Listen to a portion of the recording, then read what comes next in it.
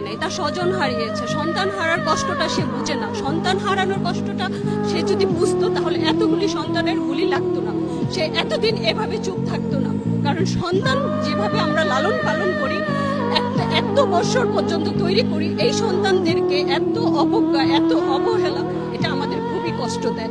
একটা ব্যান থেকে একটা বাচ্চাকে এভাবে টেনে হিসড়ে ফেলে, আমরা কুকুর বিড়ালকেও এইভাবে ফেলি না। সে একটা সন্তানকে কেন, সন্তানকে আমাদের এতই নিকৃষ্ট বা এতই, আমি এই সন্তানের কষ্ট, এটা আমার সবচেয়ে বেশি ব্যথা দেয়। আমি এটা নিতে পারি না যখন ব্যান থেকে এমন ভাবে টেনে হিচড়ে ফেলে দেয়, তার উপনাঙ্গ দেখা যায়। এটা কত কষ্টের, কত অপমানজনক, এটা খুবই লজ্জার। এটা আমি আমার প্রচন্ড, এটা বুলেট আঘাতের থেকে এটা বেশি আমার গায়ে লাগে। এটা আমি নিতে পারি না, কারণ আমার 3টা সন্তান আছে। আমি এই 3টা সন্তানকে কত কষ্ট করে বড় করেছি সেটা আমি জানি, আর আমার আল্লাহ জানে।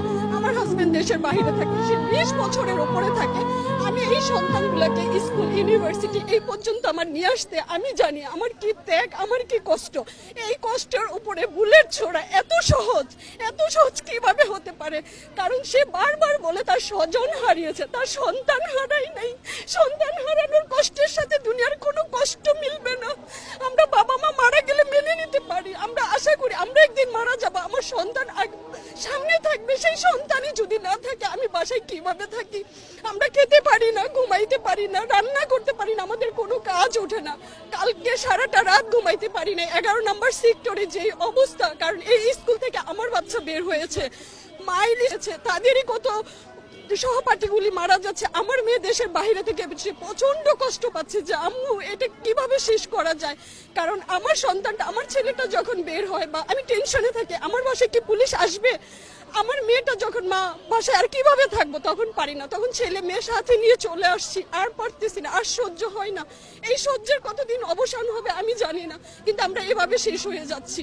এভাবে সন্তানের বুকে গুলি করার আগে আমাদেরকে করুক, সন্তানকে শেষ করার আগে তাদের গার্জিয়ানের বুকে গুলি চালানো হোক। তাহলে দেখবেন আর কেউ দাঁড়াবে না, কেউ বলবে না, আগে আমাদেরকে মেরে ফেলুক।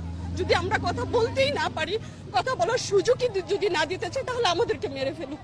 তাহলে আমাদের আর বেঁচে থেকে লাভ নেই। কারণ সন্তান না থাকলে আমরা কাদের জন্য বাঁচবো? এই সন্তানের জন্য এত কিছু, আমাদের এত ত্যাগ, এত পরিশ্রম, আমরা আর পারতেছি না, সত্যি পারতেছি না।